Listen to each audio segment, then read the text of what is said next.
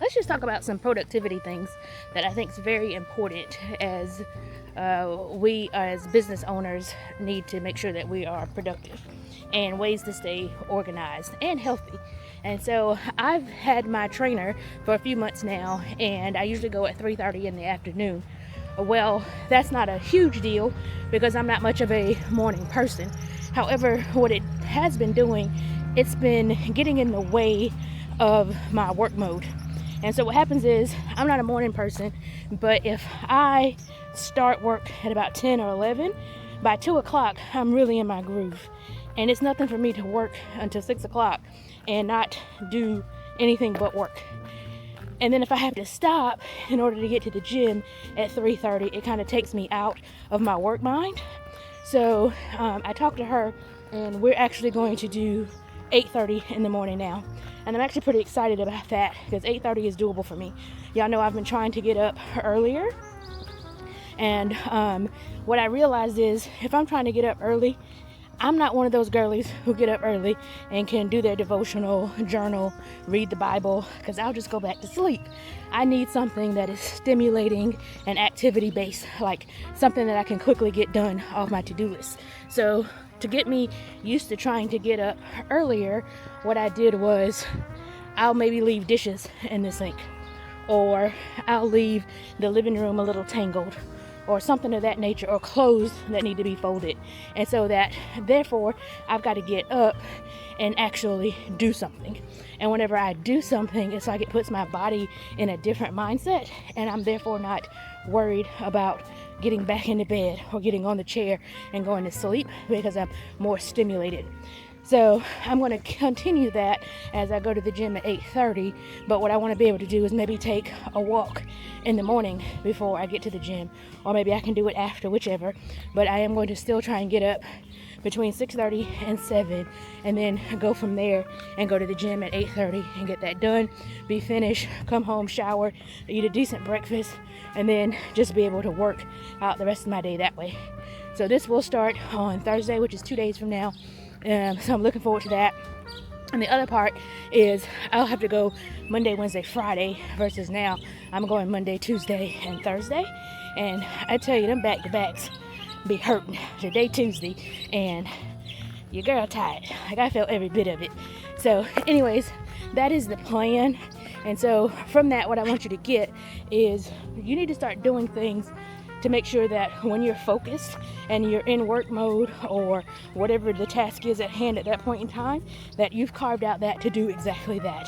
You'll be more productive, your mind's not racing, and it'll get you on the track to working and doing what you need to do to get it done. Now, the other thing I want you to take from that is you may follow people like I do, and just because something works for one person doesn't mean it's going to necessarily work for you. And so, like I said, some people can get up, they can go to the gym at 5 in the morning, they can journal, do their Bible first thing in the morning. That didn't work for me. So if that does not work for you, don't think anything's wrong. You need to find what actually works for you and actually do it, okay? So this is a few tips that I wanted to share as I was out here walking on how you can be more productive and organized. Another thing that I want to talk about is structuring your day. So now that we've got that out of the way, the other thing is around structuring your day. And as entrepreneurs, we can sometimes work several hours, many hours throughout the day. And for me, I'm running multiple businesses, and it gets frustrating to me when I can't work on the business that I'm most passionate about. So I don't have meetings on Monday. I call the no Monday meetings rule. And I use it only for like emergency cases. That's the only way I'll have a meeting on a Monday. But if you try to get on my calendar through my Calendly link, you will not be able to schedule anything for me on Monday.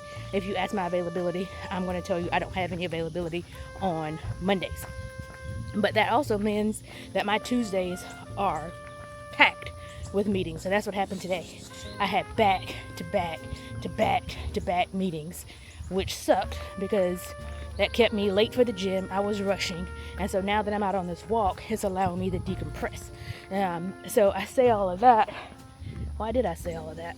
So what I've decided to do is on Tuesday, I already know Tuesday during the daytime is going to be my main business work. And that's administrative stuff, that's employee stuff, that's marketing, sales, follow-up emails, whatever it may be.